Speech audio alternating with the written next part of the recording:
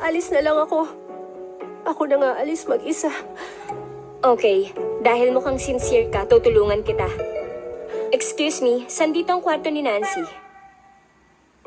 Unang kwarto sa taas. Ako na ang mag-iimpake. Uy, bumalik ka! Ha? Ba't napakasama mo? Gusto mo agad palayasin ang kapatid ko? Inalagaan siya mabuti mula pagkabata. Kung aalis siya dito, paano na siya? Joseph, kahit sobrang galit ka, di ka pwedeng manakit.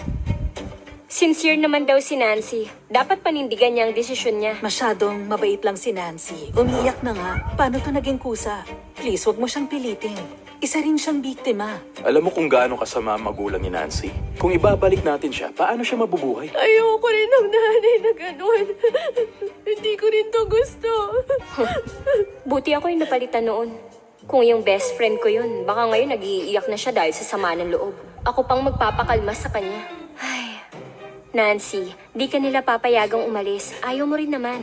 Wala namang pumipilit sa'yo. Ba't umaarte ka na parang gusto mo mag-sorry sa akin? Kung talagang mabait ka, ipagtanggol mo naman ako. Lalo mo lang ginagatungan ng gulo. Gusto mo lumugar ako habang pinamumukha mo yung pagmamahal na meron ka. Ano pinagsasasabi mo? Biktima dito si Nancy.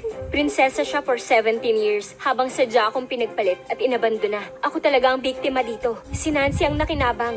Kahit di siya naipagpalit, hindi siya iiwan. Kasi tunay niyang magulang yun. At saka... Ay, grabe ang tanga nila. Tsaka ang tanga ko rin sa pagkumbinsi sa kanila. Pagod na ako sa biyahe. Gusto ko na magpahinga. Saan ang kwarto ko?